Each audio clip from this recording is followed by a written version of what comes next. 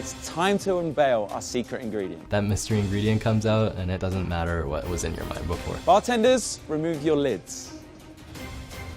Wow. It's kind of like, holy shit.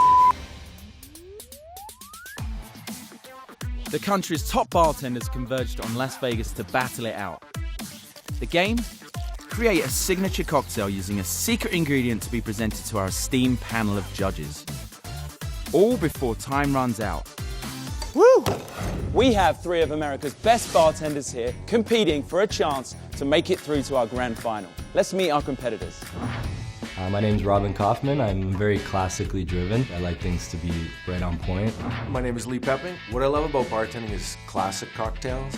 My name is Brian Means. My personal style of bartending is to basically make savory style cocktails. Welcome, bartenders. Under the lids in front of you is a secret ingredient. With that secret ingredient, you will have to make an unforgettable gin cocktail. The winner will move on to the finals with a chance to be crowned America's bartender. It's time to unveil our secret ingredient. I'm sweating, and all I can think of is what's under this lid.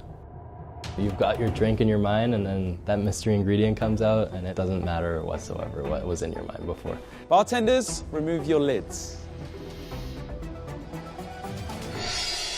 The secret ingredient is full-fat Greek yogurt. I was like, wow. Greek yogurt at first, so it's kind of like, holy shit. I've used yogurt before, so I guess it was a bit of a challenge, but my mind went somewhere right away, which is a huge relief, actually. Bartenders, your time starts now. So let me introduce you to the judges. We have Ben Carlotto, David Nepov, and Angelo Sosa. What do you think, Ben? They seem to have a pretty good idea about what they're trying to achieve and where they're trying to go. Straight off the bat, I'm surprised. You gotta think on your feet out there. You're trying to think of the most creative cocktail you can on the spot. That's the point of the competition. I didn't expect Greek yogurt. That could potentially just overshadow the gin, so that would be the challenges for me. My mind immediately goes to an idea, which is a nice dose of gin, peaches, Amontillado sherry, which has a nice nuttiness to it, and also a different sort of acidity. There's no obvious way to utilize this yogurt. I'm really interested to see what they come up with. There's no sort of instant, yes, I can do that. Trying to pair the Greek yogurt with the gin is hard because obviously there's no Greek yogurt in Bombay Sapphire, so you can't really relate it to the gin. So you have to find a way to balance the flavors of the rest of the cocktail and still get it to pull through. It's not an easy ingredient to work with, and I've seen it used a few times, and it definitely is a challenge. But I definitely think, most bartenders don't have the opportunity to play with this, so. It's challenging, but that's the whole point. Greek yogurt is not something I normally play around with behind a bar. How am I going to get these other flavors to come out while still tasting the Greek yogurt? Bartenders should really be thinking about glassing up pretty soon. Time is racing. I thought for the first half I had lots of time, and then it came like a freight train. Guys, 2 minutes. 2 minutes to go.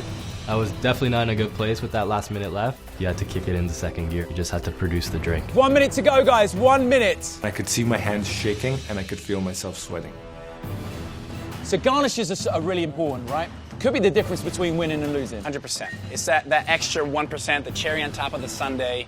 And garnishes with how they smell, how you can interact with the palate. And I wonder, did they have time to make their garnishes? It's a very good point. 20 seconds to go. 20 seconds. I could feel the tension. I'm glad I'm on this side. Yeah. I had a few ideas as garnishes and stuff, but you really run out of time very quickly.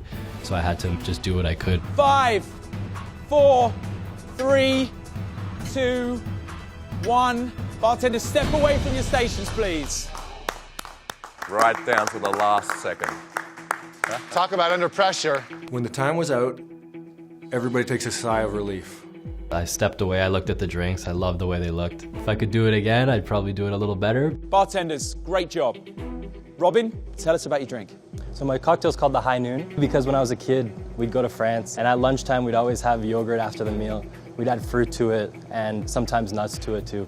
So that's why I use the Amontillado sherry as a nice nutty flavor. I use a lot of round ingredients that have quite a heavy weight on the palate so that the gin could cut through and sort of show itself. And the aromatic on the top would be anise. That's my inspiration for the cocktail. For me, personally, this is a drink that I was totally engaged with, and then the star anise just stole the show and kind of just took away from the beauty and the essence of that Greek yogurt.